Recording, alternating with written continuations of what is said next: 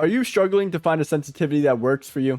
Well, today I'm going to help you find the perfect sense for Valorant. This process is going to take a little bit and you're going to need to open a notepad and a calculator, but it's going to be worth it in the end. I can tell you from personal experience that trying to copy a pro player's sense or another content creator's sense for that matter will not make you aim like them. And I can also tell you that I'm going to be giving away one free Krytosis bundle to one person who likes this video and comments what type of educational content they'd like to see from me next. Before we get into the guide, we're going to go to our Windows search bar, type in mouse settings, and then go to additional mouse settings and find pointer options. From here, turn off enhanced pointer precision.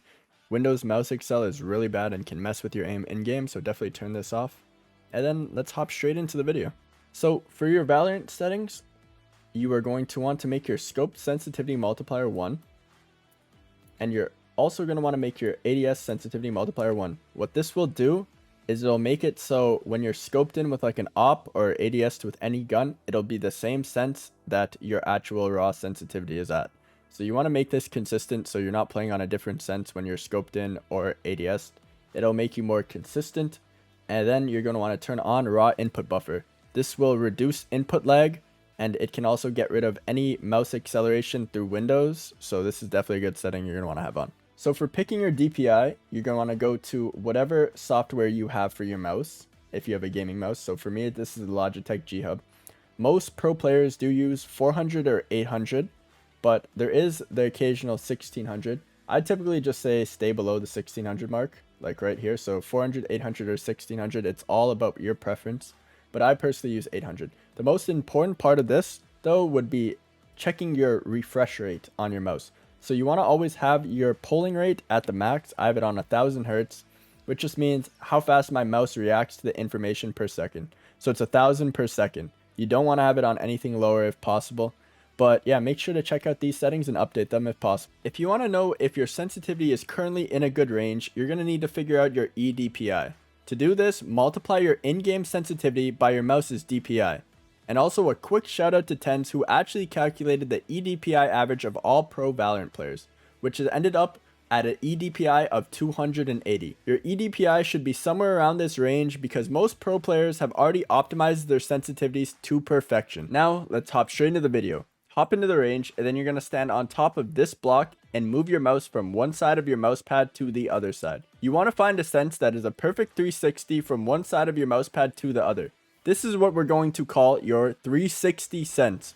After you find this sense, open up your calculator and multiply your 360 sense by 1.5 and write it down, and then divide your 360 sense by 2. Then write that down as well. For example, my 360 sense is 0.5. So I would write down 0.5 as my 360 sense, multiply my 360 sense by 1.5 to get my high sense value, and then divide 0.5 by 2 for my low sense value. This will give you 3 values that you can use to start your testing process. Now, once you have all 3 of your sensitivities written down, you're going to want to change your sensitivity in-game to your high sensitivity, and then strafe back and forth on the range bots and try to track the moving targets outside in the range. A couple of things you're going to want to be thinking about are, is your crosshair shaking? Are you staying on target? And is it easy to track? While doing this, it's very important to be honest with yourself, as that is the only way to find your perfect sense.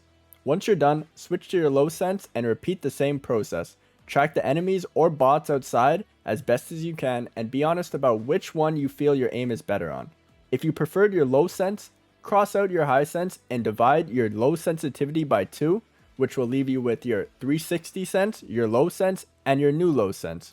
But if you preferred your high sensitivity, cross out your low sense number and multiply your high sense by 1.5, which will leave you with a new high sense, a high sense, and your 360 sense. Now, repeat the same process of tracking the bots or targets outside while strafing until you figure out which sensitivity you like between your 2 sensitivities, and then cross out the one you feel less comfortable on, and add the 2 sensitivities left, and divide them by 2. This will give you a new high mid and a low sense. Keep repeating this process until you can't tell the difference between your high and low sensitivity. Then you'll add them together and divide them by 2. This will be your optimal sensitivity. Now I do want you guys to remember that having your perfect sensitivity will not always make you instantly better at the game, and there's still a ton of practice and aim training you'll need to do to aim like a player like Sens, who has over 20,000 hours of FPS games played.